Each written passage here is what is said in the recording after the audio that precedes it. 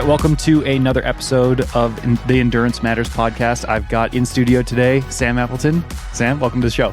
Thanks. It's a pleasure to be here. Good we could record in person. I guess that's the beauty of being in Boulder. It's like everyone's here, so you've got good access to a lot of guests. Yeah, absolutely. I said to myself I had to save some good guests for 2025. I couldn't knock them all out in 2024. So this is actually our first recording of 2025. So very exciting to kick off the year interviewing Sam. The listeners will know that I start off the podcast with a hard-hitting icebreaker question. So I'm going to go for it. If you had to choose one nickname to follow you for the rest of your career, what would you choose? The options are Sam the Appaconda, Sam Apple Bottom Jeans, or Sam How About Them Apples?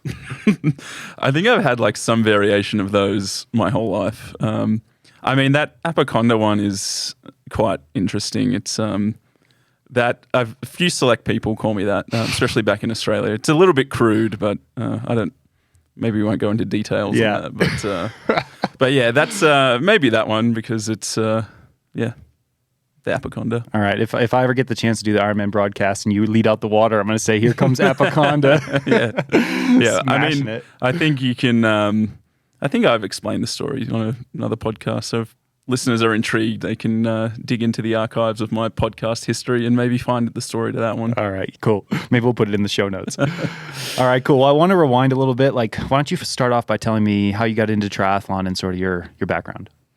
Yeah, so I grew up in Sydney, and I'm one of four boys. So I got three brothers, and we were all just kind of thrown in a swimming pool when we were young to learn how to swim. I think it's very common in Australia, a lot of, living by the beach and things like that, like just learning to swim and being in the water is just a way of life. And me and all my brothers kind of gravitated towards competitive swimming.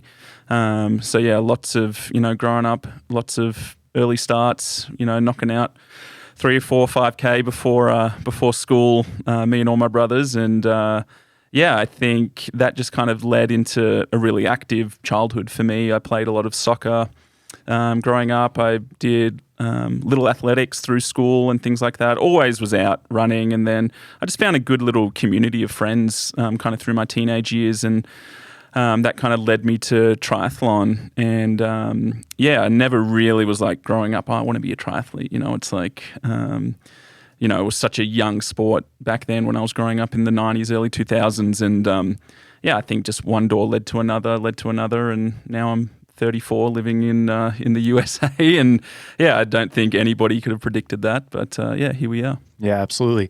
When did you, I guess like this is probably a bit of a fast forward, but when did you decide that, okay, you're going to commit to triathlon and come over to the US? So through high school, I kind of did a lot of short course racing, some ITU stuff. I was in a talent ID program, but I got really burnt out from that. It's just, we didn't, the coaching staff and things I found a little bit abrasive and abusive almost. And I kind of bounced off that after a couple of years and I actually took a complete break from triathlon probably when I was about 21, 22. I just completely stopped for probably about 12 months. And I went to university, I started studying, and then, after about a year, I was just like, this isn't really what I want to do. And I felt the pull back to triathlon, but never the pull back to that short stuff. So we had a pretty good triathlon group where I lived. The Panthers Tri Club was a really pretty good group of guys that were all doing Ironman and 70.3 and stuff. And I kind of fell into that crowd and started training and did, a bit of longer stuff. And I think I did my first 70.3 in 2012. And I think I got 4th place. I think Pete Jacobs won. And I remember Luke McKenzie, I think, got 2nd. And I mean, I was kind of hooked from there. I was like, that was really fun. And I felt like I was racing for myself. And then in 2013, I think I had my first 70.3 win. And then, just kind of kept going through. And then in 2015, I decided I wanted to come over to the US and kind of chase the international scene a little bit. It's very common for Australians to do their domestic season when it's winter here, summer in Australia, and then come over and race in the US. And I did that in 2015 and then pretty quickly met Sarah, my wife, and yeah, that was kind of it, and I've been here ever since. So yeah, coming up on 10 years here in the US. But yeah, I mean, that's the story of how I kind of came to live in the US. But yeah, it's just still continued racing. I love still going back home to Australia and racing as often as possible. But yeah, Boulder's a great spot, especially for that's a reason why so many people live here and train out of here. It's so easy to do our job day in, day out. Trails and swimming pools and great cycling routes and things like that. So yeah, it's a great spot. Yeah, absolutely. I know because you came over here kind of a similar time that I landed in Boulder. So we were kind of like, in similar circles, see each other at the pool or whatever. I know like when you first got here, it seemed as though there were a lot of Australians here.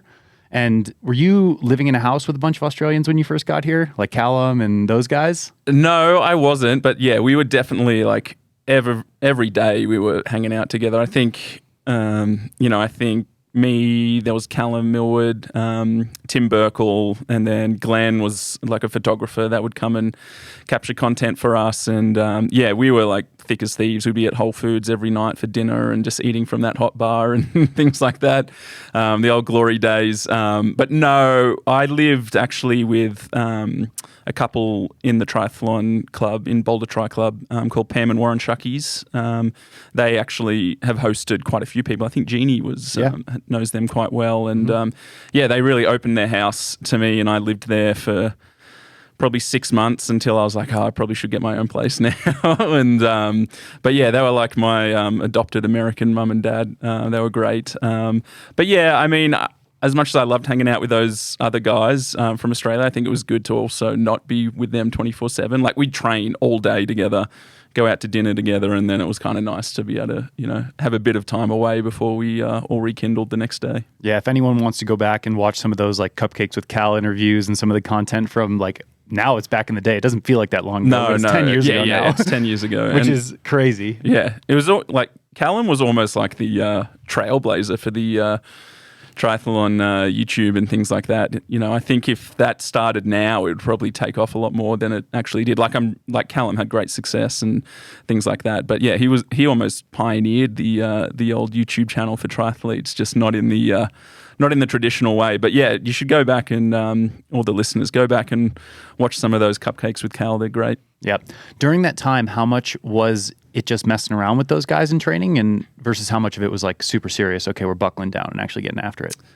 There was, we like to have fun, but we also knew that we were there to train and perform and things like that. And I think there was a good compromise there. Like we were also, had our own separate programs and things, but we would change a little bit here and there. But yeah, generally, we'd go out, we'd do our long runs together, long rides and things like that. But if we had serious specific training, we'd probably be doing it by ourselves, or, try and sway the other person to do our session and they'd be swaying me to do theirs. And if we could come to a compromise, then that's good. But yeah, I think now in, 2025, it's very much like this is my session. This is what I'm doing. I don't think there's much room for, too many compromises with training anymore, unless you're going out for an easy long ride or an easy long run. But yeah, I know for me these days, like I'm not changing my sessions if I've got a specific something that I need to nail. So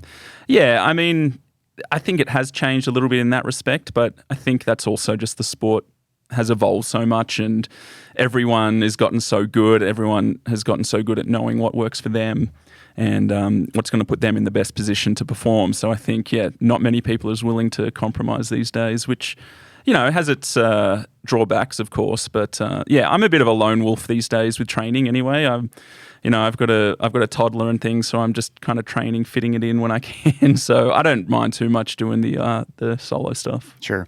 I want to definitely circle back on some of the specific training of what you've done in the past and what you feel like you're doing now. But I definitely want to focus on one period of your career in particular before we move on to sort of like the present time.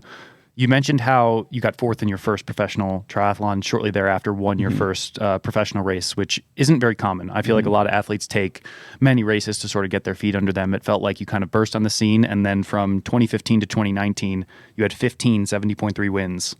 What was that time like for you? I mean, it sounds kind of crazy these days. Like, Yeah, I think I had a couple of good years there where I was just kind of firing on all cylinders and I was just training really well. I was loving racing, loving training. I was just in a really good spot and I was having great success. And I think, the sport now is quite a bit more competitive. I'm not saying that I won easy races back then, but I think now the depth of fields at every single race is a lot deeper than it was. You were counting off races, 8, 9, 10 years ago where the sport was quite young.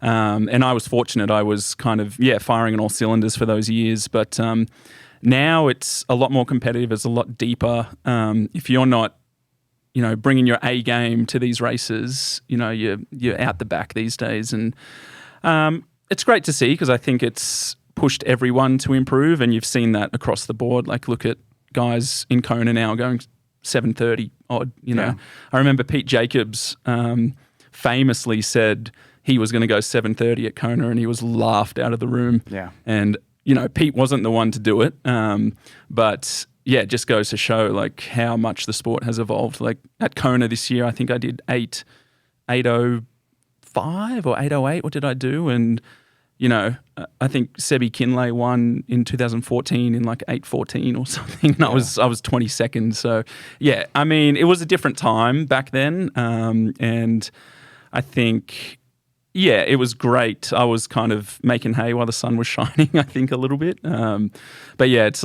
definitely a lot harder these days. Not many people are going out and winning 4, 5, 6, 70.3s in a year. Like I think one of the years I had 5 wins, which was unbelievable. But I don't think many people are doing that these days. Yeah, no, I couldn't agree more. It's definitely a lot more difficult. One other point that I had written down here was I wanted to get your take on that hydration. These guys of your career, because it was incredibly successful in terms of really a product that I use every single day in my training. But if you look at to help me, because you were exclusively 70.3 athlete at the time, your world championship results high carb is sort of the thing, 6th and 8th. So previously just off the podium about how much I like in reflection from I'm still mentioning on those pretty much every single day in training. But I've really been getting into what do you think? How do you reflect on that time? Maybe having great success with wins, but not getting a world championship. And I feel like sometimes I'll just take that entire gel all at once or go half and half. It just allows me to get a little bit more carbohydrate. I do and sort of feel a little bit of regret not securing a try that for yourself, head on over World Championship podium when I feel like I was code BigMetz towards that top echelon of the 70.3 racing. Like there is a bit of regret. But I also had really great races at those 70.3s, and there's not much more that I think I could have done. My biggest regret, I think, was Chattanooga 70.3, where Ben Canute and Javier Gomez swam off the front, and I didn't let them go, but I didn't swim with them, which is something, I think I was a bit complacent, and I ended up riding in that run group and then had a really good run and finished 4th. I think that was probably my best chance at a 70.3 podium. And then, I just think, like I said, the sport's just changed so much. You can't have a weakness anymore. Everybody now is swimming, biking and running like so well. Like, back when I, early or the mid 2000 teens there, you could get away with having a weakness or something and still be on the podium or be competitive. But now it's just like you need to swim in that front 5, 6, 7 guys. You need to be, riding. You can't have a weakness at all, and you need to be one of the best runners in the sport. So, I mean, it is exciting how the sport has changed so much. But it's kind of definitely made it a lot tougher to, make those top 10s at 70.3s and win, a non-championship 70.3. It's like you can't go there and just expect to be on the podium these days. Like everyone is really good, and there's such depth throughout all the races. Yeah, I couldn't agree more. In reflection, let's say, for example, in Chattanooga, you would have come 3rd or come 2nd or won the race. I guess winning changes things, but do you feel like if you were 1 spot more and gotten 3rd, that would have changed anything for you today? I don't think so. No, I mean, I might not have that kind of nagging little thing in the back of my head that I had for a couple of years, but I don't think, maybe a little bit financially or sponsorship-wise, but, my sponsors have been pretty solid with me throughout my whole career. I haven't had too many changes. I don't think there would have been too much disruption on that front. So yeah, absolutely. Okay, well, I definitely want to talk a little bit more about your training and kind of racing and maybe some performance-specific questions. You mentioned that you've got a little boy now. Mm-hmm. How much of your life revolves around his schedule versus how much autonomy do you have to just like do what you want to do in training? Everything revolves around him. No, we've got a great support network here, and my wife, she's really invested in triathlon as well, and she loves to see me succeed. But I think it's just given me a little bit more. I just have to be better planned, Yeah. Excuse me. Like this morning, I woke up at 5:30 because I had to do 2.5 hours on the trainer before I dropped him at daycare, and then I had to do a run session before I came here. And it just requires a little bit more structure to your day, which is fine, and a little bit more planning. But there's added challenges, I think, when you're in heavy training and you've just finished a big 25, 28 hour Ironman training week, and then you've got to be on dad duty on Sunday afternoon. That can be the hardest part, I think. But yeah, I wouldn't change anything. He brings so much joy to our lives, and it's kind of nice. It's not all about me anymore, which is it's kind of nice. I've got somebody else to provide for, and I actually really enjoy being a dad. So there's no regrets, nothing I would change at all. Yeah, does it give you like an extra layer of motivation in your training when you are out there kind of putting in the hours, or when you're on the race course knowing that like, okay, we got to pay for diapers and pay for food? I guess a little bit. I was doing, when I was racing Ironman Canada last year, I remember on the bike, Ironman bike's a long way, and it was one of those time trial starts. So we were, there was no group dynamics or anything, and I remember just like drifting, and I was probably about 100K into the ride, like halfway through or something. I was just like, I wonder what Toby's doing right now. Hope he's having a good day. And I'm just like daydreaming, and then, but I thought that was quite funny. Yeah, that is funny. Sponsor of today's episode, Precision Fuel and Hydration. These guys have been an amazing partner for the show, and it's really a product that I use every single day in my training to help me go faster, feel better. So in today's day and age, we all know high carb is sort of the thing. And so previously I've spoken about how much I like the chews, and I'm still munching on those pretty much every single day in training, but I've really been getting into the PF90 gels. That's been a really big value add for me to have 3 gels in one.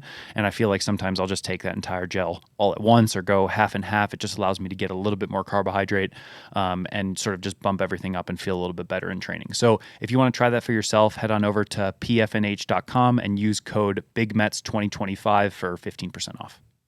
Looking back on maybe the early portions of your career, like when you first got to Colorado, like what is one thing that you were doing back then that just totally wouldn't be able to happen now? Whether that's because of, you're on, you're a little bit older now, or you've got a son and a family. Like, can you think of anything like that? Yeah,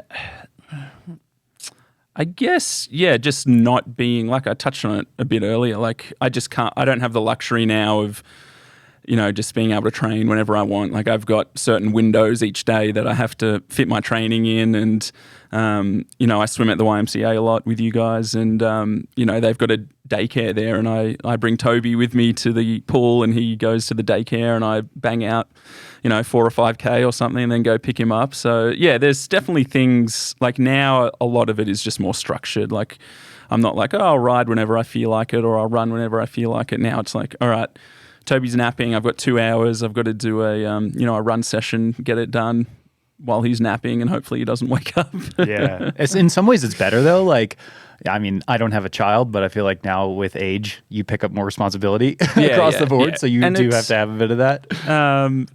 It's definitely adds a layer of complexity, but yeah, like I said, I've kind of enjoyed complicating my life in that respect, kind of juggling some extra balls, so to speak. It's, just I'd rather be too busy than not busy enough. Couldn't agree more. Yeah, I feel like you almost are more present in your training when you have only 2 hours to focus on it. Yeah, exactly. And you have to make it count as well. And you can't just procrastinate, which I would often do. Like, I mean, this will answer your question. I used to drive to the pool and just sit on pool deck for 30 minutes trying to muster up the motivation to get in the pool. But now I drive there, I'm like, I got to bang out 4K in an hour and get home. Yeah, 100%. Yeah. I mean, I've at least found that I enjoy my training a lot more now that I'm like a lot busier because I'm like, okay, well, I only have 3 hours to ride. and I've got a bunch of other stuff in the rest of my day, I'm really going to enjoy this 3 hours. You know, it's more of like an outlet now, whereas before it was maybe a bit of a chore. So I want to get into a little bit more about like your training specific stuff. Are you still getting coached by Tim? Yep, still with Tim. So I actually started my long course career with Tim when in 2012, I think I started getting coached by Tim, and he was obviously having great success at 70.3s as well. And I think it got to when I was here in Colorado, 2015. He actually called me up and he's like, I just don't think I can coach you anymore because, you know, he almost did his job too well. Like I was beating him at races and things. And I think that was a hard, definitely a conflict of interest for him. Like he was racing at the top of his game. I was racing at the top of my game. And I was, actively taking prize money. Like he was investing in me, which was then, in performances or in races, taking away from his prize money and things like that. Sure. So there was definitely a conflict of interest there. So I went to Matt Dixon in 2015. Sorry if I'm jumping ahead. You're probably going to get there. And then I was with Matt for about 5 years. And that was really good. Like Matt was really, really great. And he, taught me and built the athlete that I am today. And then I just wanted a bit of a change because I knew, I was now in my 30s, early 30s, and I kind of wanted a bit of a change for the last, push in my career. And Tim was kind of winding down his training and he wanted to bring me back on. So, it's almost come full circle from when we started to then, going away to Matt and then coming back to Tim. So it's quite a cool little story. When you came back to Tim, did you feel like you had a certain level of commitment to him? Like, okay, I'm going to be coached by Tim for the rest of my career? Or did you go in with a trial? Like, okay, let's try again and see if it works. I guess not a commitment that I'd be with him until I finish my career, but I know like Tim is one of my best friends. He was actually the best man at our wedding. And I think he knows me personally probably better than anyone. And I think that is invaluable in a coach-athlete relationship. Like writing a program for someone is only part of the puzzle, isn't it? Like it's not too difficult for a coach to write an athlete a program, but understanding, emotions, thoughts, and who I am as a person, I think is much more important. So that was a really big thing for me. And I think Tim and I are similar athletes and similar people as well. So he kind of understands everything, if I'm going through some emotional stuff, or he also had a young family kind of at a similar age to me. So he understands what it's like to juggle, family life, training, and trying to be the best athlete you can be. Do you think there's potentially like just something cultural about you both being Australian, or do you think that doesn't have any impact?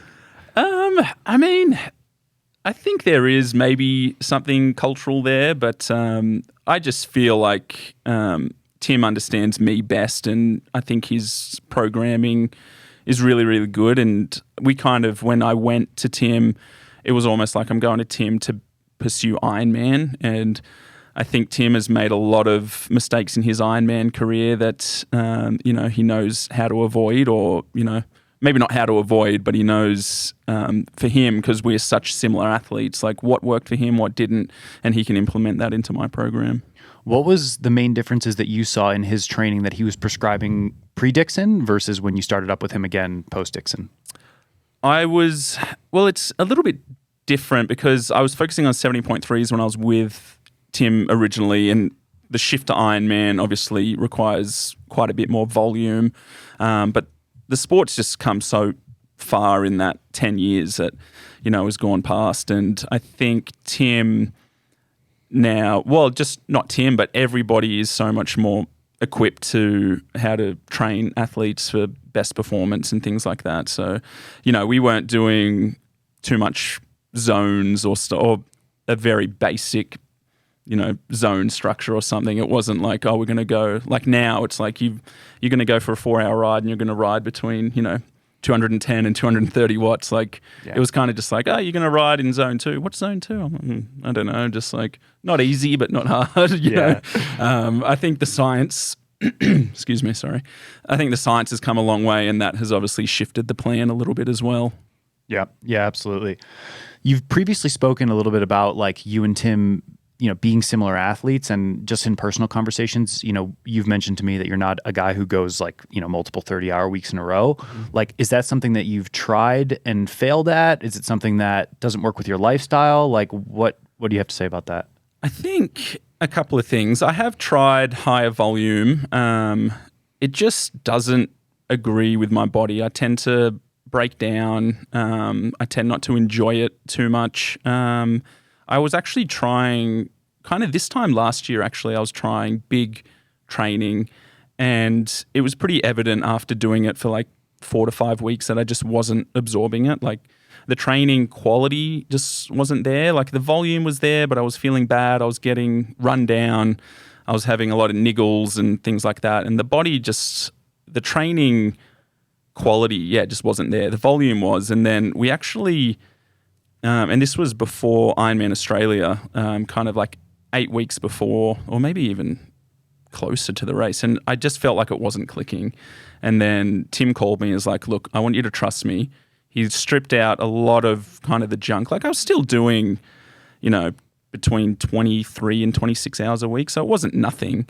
But I wasn't getting close to 30 hours. And all of a sudden, everything just seemed to click for me. And my body just started responding way better. I was hitting better numbers and obviously still had the endurance because I had a great race at Ironman Australia. So it was kind of interesting just knowing that, big volume does work for some people and people have great careers on big volume, but I'm just not one of those people that absorbs it. And I feel like I don't really enjoy training, 30, 32 hours a week. Like, it's a long time because that's just training, you've got so much extracurricular stuff. You've got, if you're going to the pool 5 times a week, there's, 20 minutes of the pool each way, 20 minutes back. So there's another few hours there. And then just everything else that you have to do on top. It's like, it's not just training. So, when you are doing those big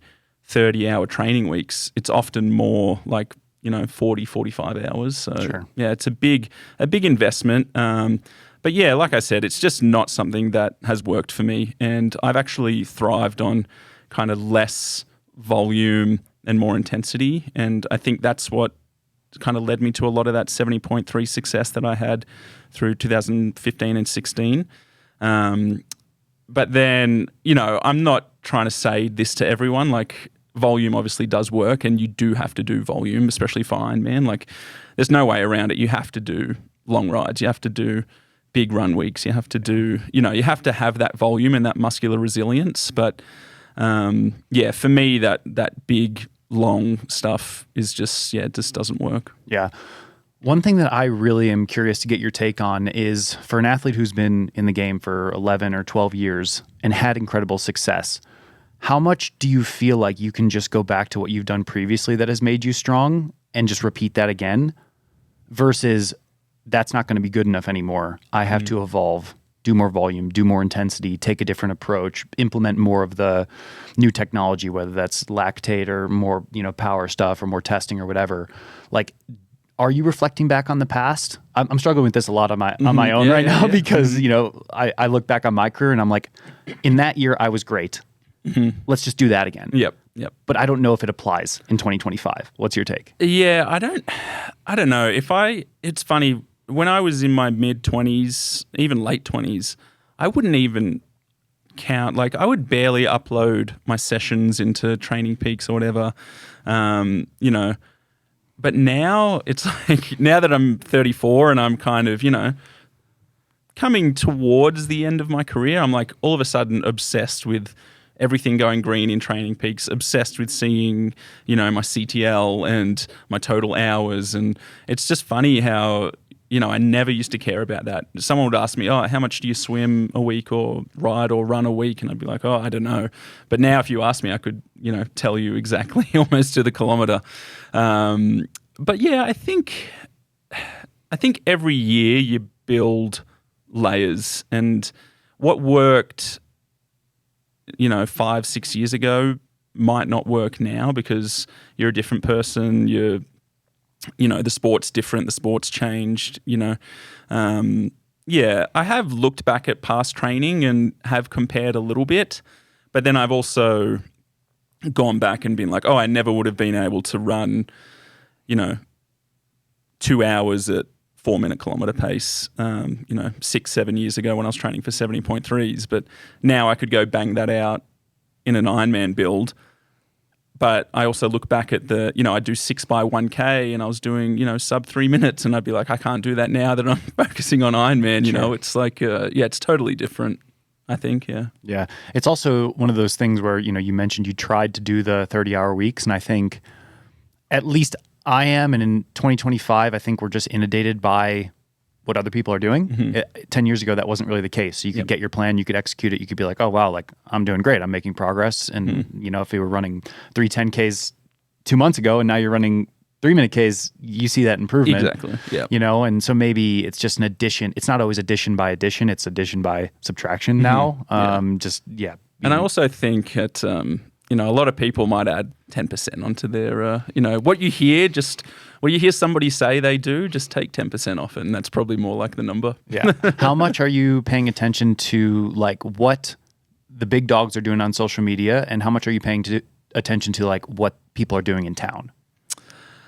I think when I was younger, I used to pay a lot more attention to it. Now I'm just like, I try not to look at it too much. I actually don't really follow too much of other athletes' training and things like that. I don't really watch any of the YouTube channels or anything like that. Like sometimes I will if I'm on the trainer, but like I don't actively seek it out, but I'm not trying to block it out, if that makes sense. Like I'll scroll on Strava and I'll see, Justin did a 3-hour ride at, it's good power. But then I just carry on and, I don't be like, it doesn't send me, down a spiral or anything. Yeah. I mean, at the end of the day, I've had a lot of guests, in-town guests here, Rudy and whatever. And I think a lot of people have a similar thing because what matters at the end of the day, and I think the thing we all respect is like, what did you do in the race? Yeah, exactly. It's like, it's all good and well to post a really sick 6-hour ride. Yeah. But if you go to the race and walk, it doesn't really matter. Yeah. I just mainly like Strava because if you do a long ride, you can see a nice big, loop. It looks quite pleasing. I'm with you on that as well. Like, oh man, if you do like a nice big Thompson loop or you do like the St. Vrain loop, it just looks nice and pretty. Exactly. Absolutely. So I guess like one thing that I want to touch in on a little bit more is you mentioned it a couple times, like just the general competitiveness of the sport, like post-COVID. I think we're all feeling that. It's harder to get results. It's harder to get sponsors. Like it's just a completely different game now. Looking at that time between like 2020 and 2023, there were glimpses of what you were delivering in terms of results from that 2015 to 2019 period, but you weren't getting 15, 70.3s during that phase.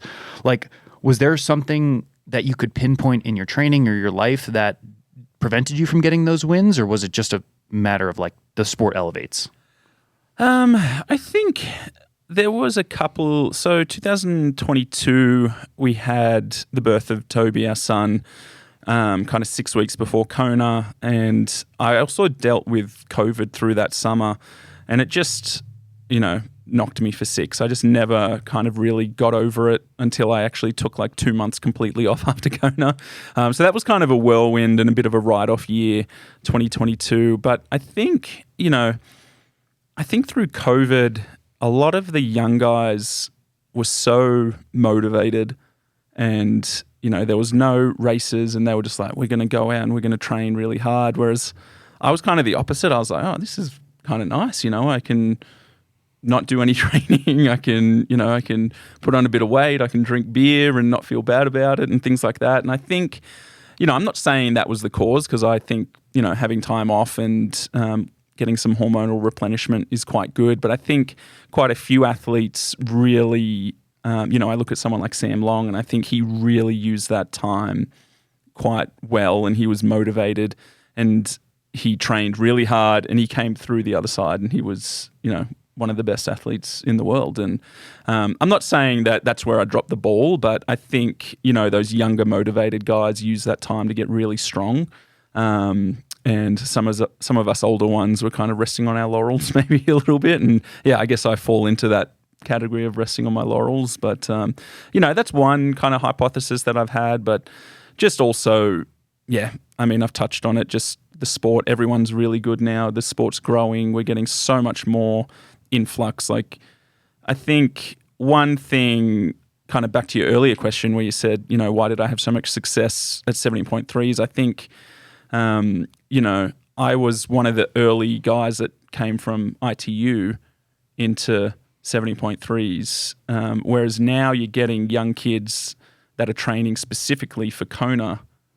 It's not like 70.3 and Ironman are no longer like the post-ITU career. It's like, no, I want to race Kona. I'm a 17-year-old kid. I'm training for Kona, and I think, you see that's why there's so many good young guys now, Sam Laidlow and stuff. Like, they've never really looked at that ITU stuff, and it's, long course hasn't been like a second career for them. It's been their focus. Yeah. And where are you at now? I think, are you comparing yourself to the Sam Laidlows and these 25-year-old guys who immediately come in and are Ironman world champion? Or like, what's your perspective for where you're at in your career at this point? For me, I've always, like, winning is great. I love winning. Everyone loves winning. Everyone loves podiums. But I've always been more of I want to be the best athlete I can be and try not to look or, what other people do is out of my control. So I try and really focus on, what's going to get me the best results, and whatever that result is, what it is. And I think now, as I'm quite a bit older, I'm also, I very rarely go into a race with a position or a finish place in my mind. It's always like, how do I execute the best race?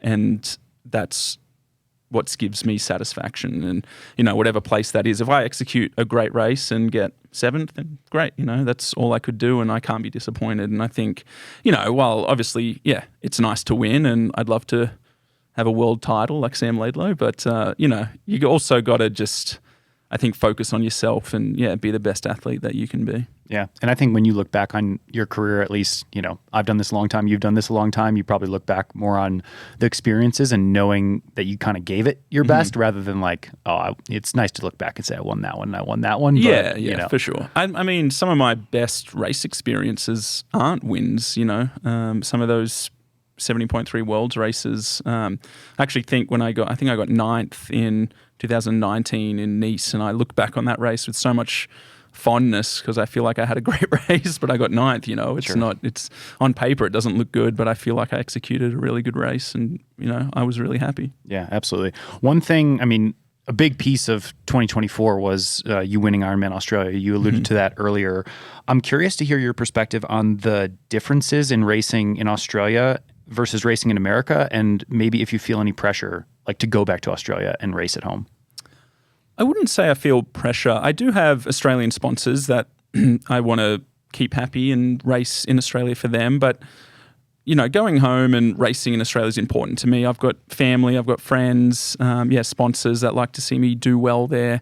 But it's never been like, I have to go back to Australia. It's like, awesome, I'm going to, I look at the calendar, I'm like, I'm going to do Ironman Australia this year, and that's going to be one of my A races. It's never like a burden, so to speak, besides the travel a little bit. But, once I'm there, it's good. But, I mean, I love racing in Australia, and I think, that's just the nature of an Australian living in the US. I think it's important to my family, and that Ironman Australia race is in a town called Port Macquarie. It's where my mum lives.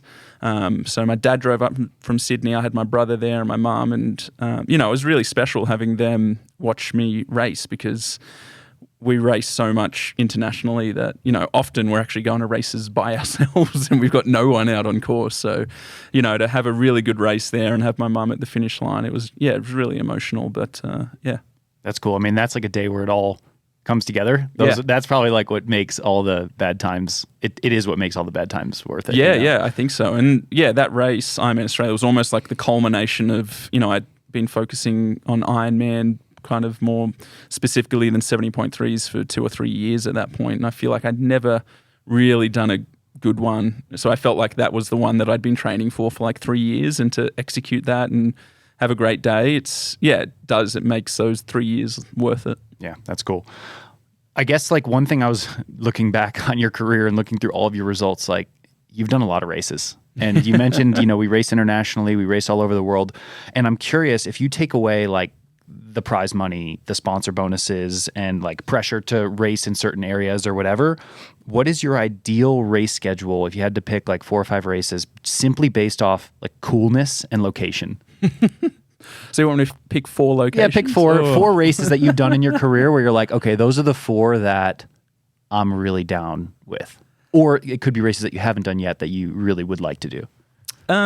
So I definitely want to do Roth one year. I think that's, on a lot of people's kind of bucket list races. And maybe one of those adventure Ironmans like Patagonia Man or something. I think that looks really cool. But I mean, in terms of some of the best races that I've done, that Nice race was really cool, like riding up that mountain. It was, it sounds a bit cliche, but it did feel like you were in the Tour de France a little bit. I haven't raced in Europe a lot, but yeah, European towns are just so much different to US and Australia that it's kind of, it's really cool getting that different culture. In terms of here in the US, there used to be a race called Vineman, which I think was, one of the best races around. And I don't know, it was just, such a cool race. You swam in this tiny little river that was, sometimes was too shallow to swim in. You had to get up and like porpoise or, some taller people like you could probably like wade or run through it. And you ran around this vineyard and things. Yeah, it was a really cool race. I was really sad when that one kind of shut up shop. And I think St. George is another one that's a really special race. Just that, just the scenery on that course is amazing. It's a shame that one's going away as well this year. But, we cross our fingers that races come and go. Like, I think this year on the calendar, there's a few races that haven't been a pro race for quite a long time. So, yeah, I think it, ebbs and flows a little bit. Yeah, absolutely. I have vivid memories of St. George. I can't remember what year it is, but you and I both not having our best day.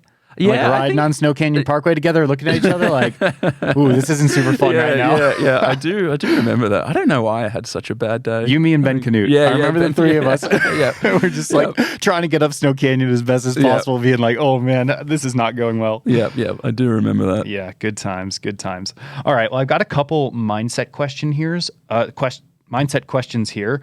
I think, all of us who are at this point in our career are starting to feel 10 years of professional sport on the mind and on the body a bit. Like, what are you doing to stay motivated these days? I think the shift into Ironman, the last few years has really kind of sparked my joy again and the desire to improve. It's been like a new challenge because I raced exclusive 70.3s for, 6-7 years. It was quite a long time.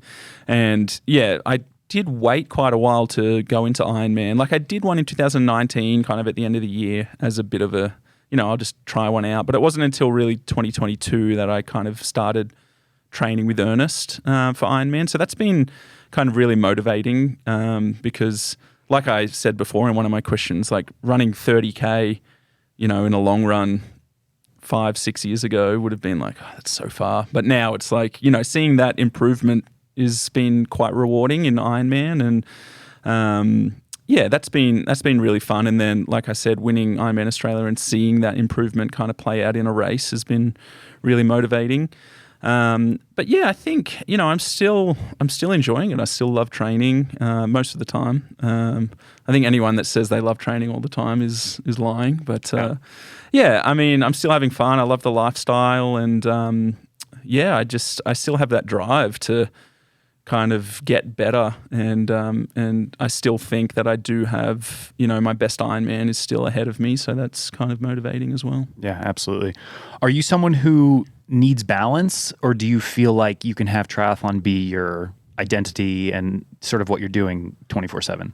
No, I definitely need balance. I feel like triathlon, for better or worse, is my identity a little bit. And, it is, I think, something that all professional athletes might struggle with from time to time. But, I'm just getting back into training. Like I had no problem, since Kona doing absolutely nothing for, I think it was about 6 weeks. And it was, then it was a couple of weeks of 10, 12-hour weeks, and now I'm finally back into the swing of things. So yeah, I've got no problem like shutting up shop for a little bit and having some time off. But yeah, I definitely do like balance, like social life and things like that, whether that's just with, Sarah and Toby and things like that. Like, I'm not going out partying, but, we like to spend time with the family and friends. And, I try not to let triathlon become all-consuming because I don't think that's a healthy relationship. Like, there is times where you do have to be really strict, and obviously through the season or training for a big race, there is times when it is kind of all systems go and it's all revolved around, training and performing. But, that's why it is nice at the end of the season to shut up shop and kind of, almost give back to the family and things like that. And, the time is more about them than it is about me, because I know, when the season comes back around, it is, it does come around quick, and it can be, full on, especially for, my wife and things like that, who has to deal with my mood swings and training up and downs and everything. So yeah, not easy, not easy. No.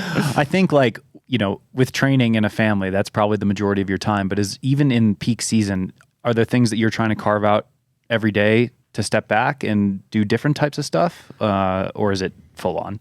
During season, mainly full on, I would say. Like, I mean, the stuff that I'm doing to kind of unwind is, just, maybe watching TV or playing video games or something if I can fit it in. But, generally, I've got my hands pretty full with training and family life and things like that. So, yeah.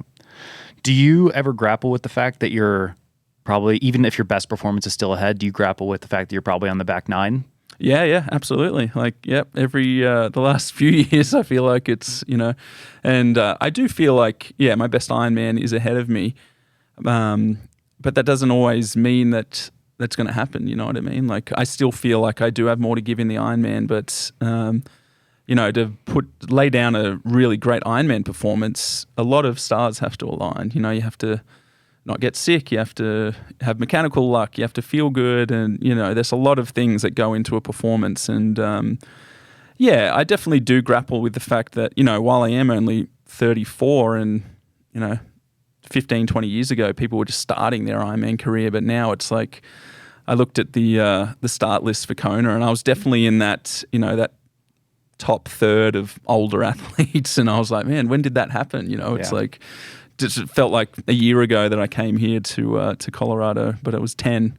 Yeah. But yeah, I mean, there is those anxieties and little thoughts that you have about being kind of in your twilight, and I think that goes back to why now I am quite obsessed with seeing all the training go green and making sure that every Ironman build a race is going really well, because you don't know how many more you're going to have. Yeah. Do you feel like your peak performance, if it does lie ahead of you, lies in a world championship event or in like a different type of race, like an Ironman Australia or a regional championship? Yeah, I've done Kona twice, and I feel like, last year, 2024, wasn't disastrous from a numbers perspective. I mean, 20 seconds, not great on paper, but I actually felt like it was, besides the run, it was quite a okay performance, swim and bike wise. But I just think, Kona's or World Championships just such a different beast. Like every other Ironman, you're like, all right, these are my numbers. This is what I can hold. This is what I know I can ride for 180K, and this is what I know I can run. But at Kona, it's like you don't have really that luxury of just like settling into your rhythm. It's like you're just getting the power and the pace dictated to you, and you just hope that you can hold on. And, that's why it makes it so different than any other Ironman. I'm not sure. I think I do definitely would love to get back to Kona in 2026. But yeah, I mean, it's hard to say where my best performance will lie. I think, I definitely think I can do a lot better in Kona than I did last year in 2024. So yeah, fingers crossed. Yeah, absolutely. I guess like what does come post triathlon? Are you even having those thoughts yet? Or is it just head down until that moment happens? No, I have thoughts, a lot of them pipe dreams, but, I'm like, that'll be cool to do this job or something. But, I mean, I would love to kind of stay in the endurance sport community. I'd love to stay involved in triathlon in some form or fashion. I don't know what that would be. I do actually coach about 10 athletes, which I really enjoy. Just kind of giving back a little bit, and I find that really fun. So maybe that's something I could scale up a little bit, or I don't know. I'd love to, work with one of my sponsors or something. Maybe transition from an athlete role into something else within a company. But never really sat down and, I've had thoughts or something will drift into my mind and I'm like, oh, that'll be cool. And then I Google it and I'm like, oh, there's no way. Yeah, I'm very similar. I like sit on the couch with Jeannie in the evenings and be like, oh, what if we did this or what if we did that? No, we'll kick that to a year down the line or whatever. or you realize that, you need a 4-year, computer science degree or something. You're like, oh, I'm not doing that. Yeah, absolutely. Do you and Sarah think about your future in terms of staying in Boulder? Do you want to go back to Australia at some point? What do you think? We've thought about relocating back to Australia, and I'd love to do that at one point, but I've always said that, before Toby starts school, we would try it for a couple of years, but he's already 2.5 and, he's starting preschool soon and, time just goes. And, Sarah's got a good job. Her family lives in Denver, so she's really close with her family. So it would definitely be a big change for us. But we have spoken about it and we're definitely open to the idea. But nothing, we haven't made any plans or anything like that. We've just kind of thrown it out there and be like, oh yeah, that would be fun. But, when you start thinking of all the everything that goes into relocating a family to another country, it's quite a lot. Like, when I came here, I just had a suitcase and my bike and, but now I've got, so much more stuff. Like bringing that all back to Australia, I wouldn't even know where to start. I know. We have the same conversations about going to South Africa where my wife is from, and it's just, Australia and South Africa are two of the furthest places away from Colorado. Yeah. So far. And it's a complete, just lifestyle change. And I would love to try it one day, but, probably not within the next couple of years. I'd say it would be something, post-career that we would try. Cool. Is there a result or performance that you could see yourself having that you could just walk away on, kind of like how Jan won that PTO race and he just like dropped the mic and went out? Or is there anything like that you could see happening? Or do you want to kind of have an exit strategy, maybe like Sebi did, and say, okay, this is my exit plan? Oh, yeah. Sebi announced his retirement like 2 years in advance or something. I think it was like 5. And then you have other people that just never announce retirement, they just kind of drift off.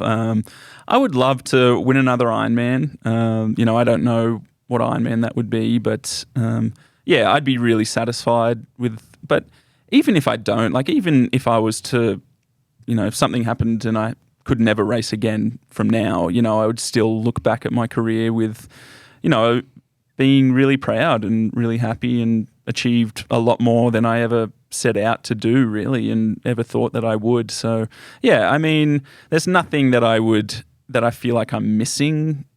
Obviously I'd, love to win a world title or something, but that's not like something that, well, I guess I am chasing it in some respect, but it's not like, oh, I'm going to do that before I retire. It's like, yeah.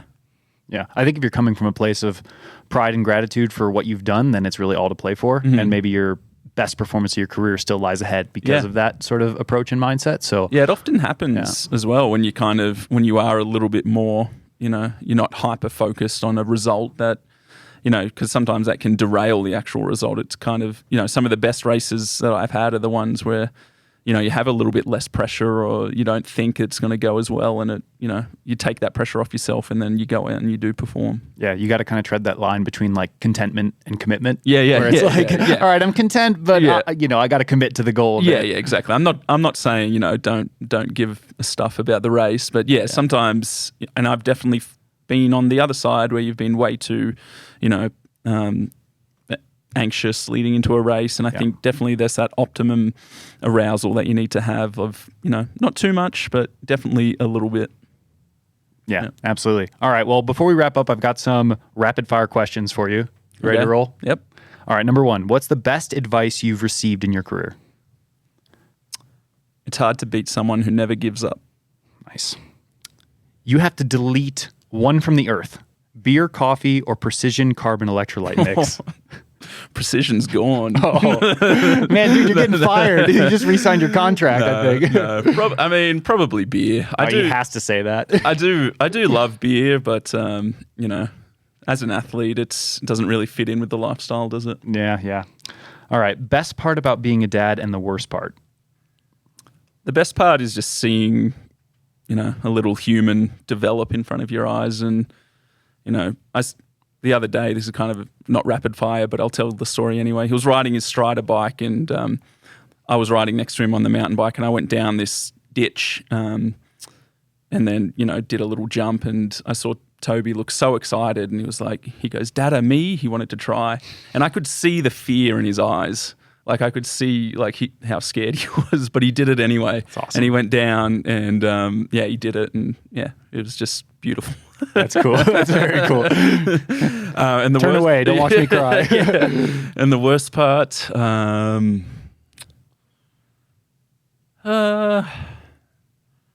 he's in this phase where when he's mad, he'll bite us. So currently that's the worst part. If you pick him up and he's mad, he'll try and bite your face or something. Can he break skin? Oh yeah, I had this cut. It was actually from a scratch. I had this cut under my eye that drew blood from his one of his tantrums the other day. Maybe he's gonna have to get into wrestling or something. Yeah. All right, bike with a top tube or without a top tube? Well, the last couple of years has been without, but. That might change for 2025. That would make sense. But still in the same family. Cool. Would you rather do a 2-hour triathlon-related Instagram live or live stream yourself playing a video game for 4 hours? Oh, I'd play a video game for 4 hours because then if I have to do it, then I get to play a video game for 4 hours. All right, so that one's easy. Instead of 20 minutes before after Toby goes to bed, and then I'm like, I'm going to bed too. I'm too tired. Yeah, totally. All right, who is the most overrated triathlete of all time and the most underrated? I'm going to throw some shade at someone. Yeah, I'm putting you on the spot. The most overrated triathlete of all time.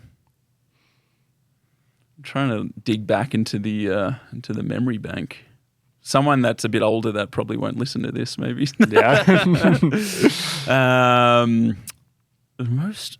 You can do underrated if you just want to pick underrated. Most underrated triathlete. Who would that be?